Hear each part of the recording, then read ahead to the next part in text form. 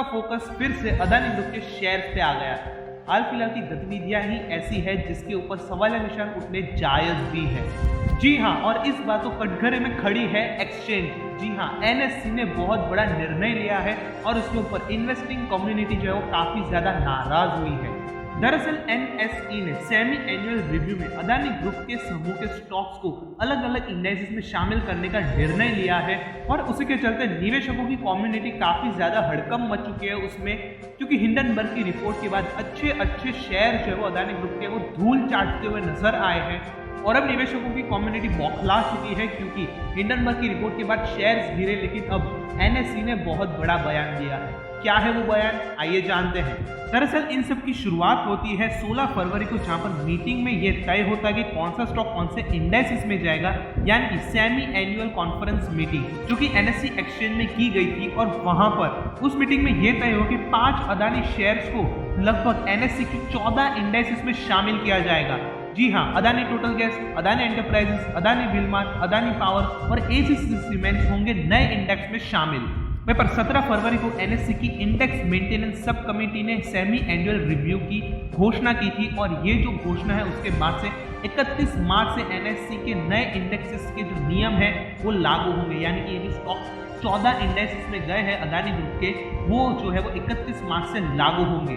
अब हम लोग नजर डाले थे कि एनएससी इंडेक्सेस में क्या क्या बदलाव होंगे। तो सबसे पहले तो अदानी विलमार निफ्टी नेक्स्ट 50 और निफ्टी 100 में जाएगा। अदानी टोटल गैस निफ्टी शारीहा 25 में जाएगा। वहीं पर अगर हम देख लेंगे अदानी पावर को एनएससी के 10 अलग अलग इंडेक्सेस में जगह मिली है। वहीं पर अदानी एंटरप्राइजेस, अदानी पोर्ट्स पहले से ही निफ्टी 50 इंडेक्स का हिस्सा है। उसी के बाद अदानी एंटरप्राइजेस निफ्टी 100 इंडेक्स का भी महत्वपूर्ण हिस्सा है। लेकिन अब Adani enterprises Nifty 100 liquid 15 index का भी हिस्सा बनने वाला है।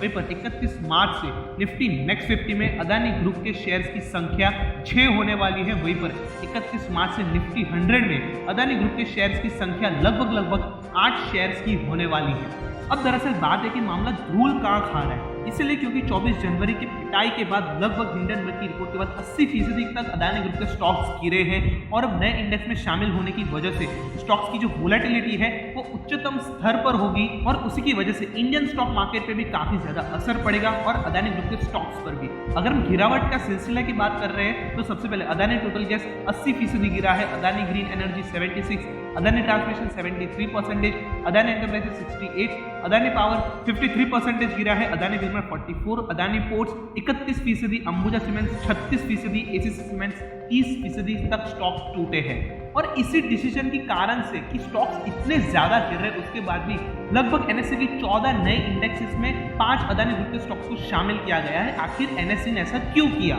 यही सवाल उठा है निवेशकों के दिमाग में। लेकिन देखिए, क्राइटेरिया होने के बाद ही ये जो स्टॉक्स है सारे वो हेरफेर किए जाते हैं, इंडेक्सेस में जाते हैं, क्योंकि अगर वो क्राइटेरिया फुलफिल नहीं करते तो उस इंडेक्स में नहीं जाएंगे। लेकिन अगर उन्होंने क्राइटेरिया पास आउट किया है, सारी कंडीशंस फुलफिल किए, उसके बाद ये सारे जो स्टॉक्स है वो उस इंडेक्सेस में जाते हैं। तो एनएससी के मीटिंग में जो तय है वो कुछ सोच समझ कर किया होगा, भले ही हिंडनबर्ग की रिपोर्ट आने के बाद गिरावट देखी गई है। अगर हम गिरावट की बात कर लेंगे तो वन वे ट्रैफिक देखा गया लगभग 2 महीने में 2023 में लगभग काफी तेज बिकवाली देखी गई है अदानी ग्रुप के शेयर्स में, भयंकर बिकवाली देखी गई। वहीं पर तीसरे सबसे धनवान शख्स थे 2022 में, लेकिन 2023 में अगर हम फिलहाल की बात कर लेंगे 38 पोजीशन पर नजर आ रहे हैं। वहीं पर दिसंबर में इनकी नेटवर्थ 150 बिलियन डॉलर की थी, लेकिन अब इनकी नेटवर्थ हो चुकी है सिर्फ 34 बिलियन डॉलर्स की। अगर हम देखेंगे फाइनेंशियल एक्सपर्ट्स में नजर डालेंगे तो उन्होंने यह कहा कि ये जो निर्णय है वो काफी खराब है, उसकी वजह से भारतीय स्टॉक मार्केट्स गिर सकते हैं सिर्फ अदानी ग्रुप के स्टॉक्स की ही वजह से, क्योंकि वॉलेटिलिटी फिलहाल उनके स्टॉक्स में नेक्स्ट लेवल की दी गई है। खैर, आपका क्या मानना है हमें कमेंट सेक्शन में बताइए जल्दी से जल्दी